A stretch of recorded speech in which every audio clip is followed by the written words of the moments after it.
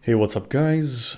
Richard Hutton here, and welcome to The Exponential Fund, the place where I teach you how to invest and absolutely crush average market returns.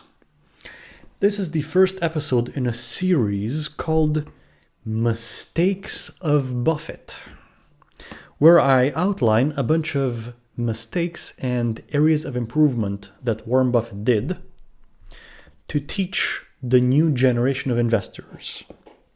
Now, this is not to shit on Buffett, just for the fun of it. A bit of context. In case you don't know who I am a stock market investor, recently retired, that is, achieved financial freedom at the age of just 25. So I want to share some good ideas about what I've learned. Now, when you look at an area of human performance and you take the world champion in that domain, this person simply represents the best that humanity could come up with, right?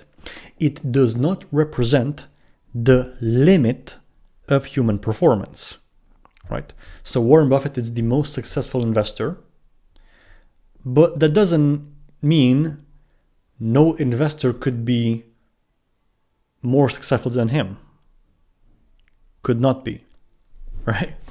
It is possible to make even more money than Warren Buffett did, right? So he has right now a net worth about 90 billion. And I will show you that it is possible to have a net worth from investing at least 10x that much, right? But we'll get there in a moment. Fundamentally, my intention in life is to accelerate the evolution of humanity, right? I want people to be in better health, better relationships, better financial situation. And this is what the channel is about, right? Money. So let's get into it. This first episode is about Warren Buffett saying, "I don't understand it." Now, where does this phrase come from? One of his good advices is to stay in your circle of competence, which means to invest in things that you understand. Fair enough, it's a good idea. The mistake is not expanding that circle of competence, right? Specifically, tech, right? It is well known that Warren Buffett does not like tech, does not understand tech, and pretty much has never invested in tech companies except for like two exceptions, maybe IBM and Apple. Right. Now, Warren Buffett is an avid reader. He reads all day long and has been since his early days, so for many, many decades. This tech revolution is not recent. Like you could say started in the 80s. That's where, Microsoft, Apple, Intel really started gaining traction. So he had 40 years to look into this and understand it. So how come he didn't? I believe a major flaw is not thinking from first principles, but rather thinking in analogies, right? So if you think from first principles, you can go in any new domain, understand the basic fundamental pillars, and quite quickly get a good idea of what's up, right? So for example, in my case, I stumbled upon Tesla, right? And I didn't know much about artificial intelligence and neural network and deep learning. But here's what I learned, those few fundamental insights. The project of full self-driving is an AI project. The way you train such an AI is with deep learning, which is a type of software that mimics the human brain, right? The way you can program such a software is by giving it huge amounts of data, right? So all the Tesla cars have 8 cameras and some sensors, and they constantly record and send back the video to Tesla. So the company that will succeed to develop a full self-driving car will be the company who will get the most data and the highest quality data, right? So you look at Tesla, has by far the most data because they have over 1 million cars on the road driving. The next closest competitor is Waymo, who has 1,000 times less data than Tesla. Competition is coming, it's a joke, right? Tesla is so far ahead, they basically have no competition. They have an unassailable competitive edge, right? So I came in this field of AI, I learned the few fundamental pillars, and that's it. Now I understand overall what's up with AI and who will probably win, right? Good stuff. So there's this paradox with Warren Buffett. He is studying so much, like many hours a day, yet he is stuck in his narrow circle of competence. Why didn't he expand it? And why do we care, right? So obviously he has $90 billion, which is an absolutely astronomical amount of money, right? So I'm not saying, that is too little money, that you can't live on that. No, of course not. But when we're talking about peak performance and pushing forward the limit of human achievement, why limit yourself, right? If we're going to think big, I'm not going to set a goal financially X dollars, like $1 billion or $10 billion. No.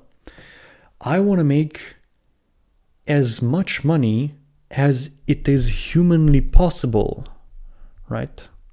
Have so much money that more than that practically is not really possible, right? So he is not just investing 90 billion. No, he has shares in his company Berkshire Hathaway, and Berkshire Hathaway invests like 500 billion or something.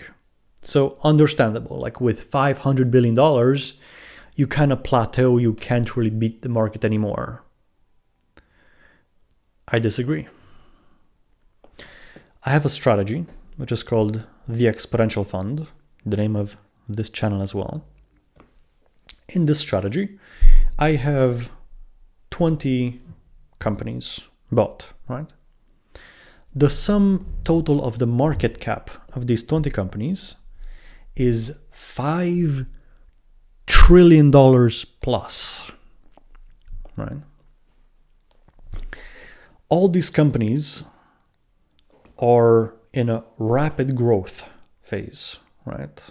The very criteria itself is that over the past 5 years, these companies must have grown their sales by at least 25% per year, right? So even though they're very big, they're still in the growth phase. You could potentially say you can buy 20% of all of these 20 companies, right? So you have $1 trillion invested, still earning 25% plus per year.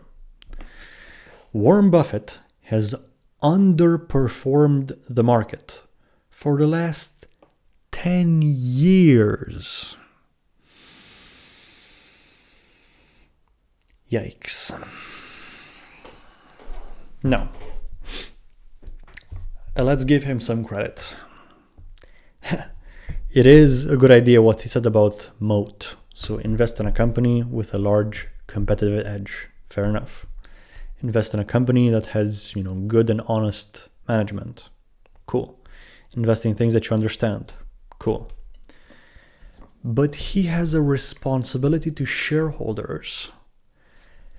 Why would you invest in Berkshire Hathaway if it's gonna underperform the market? Like basically now, Berkshire Hathaway, it's like investing in the S&P 500 minus the greatest tech companies. What the fuck? So I don't like that. The solution would be, and this may sound arrogant, like me, a 25-year-old little kid, criticizing the greatest investor of all. I'm not doing this to like get fame or something. I don't know. I want to push forward the human limit of achievement, right? And I'm giving this information for free. I want it to benefit society. So I do believe I have a strategy which is better than what Warren Buffett did. And I call it the exponential fund. In a 1-minute pitch, here it is. Not investment advice, just my opinion. Invest an equal amount in the 20 largest companies which have been growing their sales by over 25% per year for the last 5 years. That's what I'm doing. Companies like Amazon, Tesla, Facebook, Netflix, so on. And rebalance regularly, right? Now, what do you achieve with this? All you know about these companies is sales growth rate and market cap. Why is this enough? A large market cap indicates that these companies obviously work. It's not a startup. Most of these companies in the list of 20 have a market cap of tens of billions and hundreds of billions of dollars, right? A company of this size will not just go bankrupt suddenly, yeah?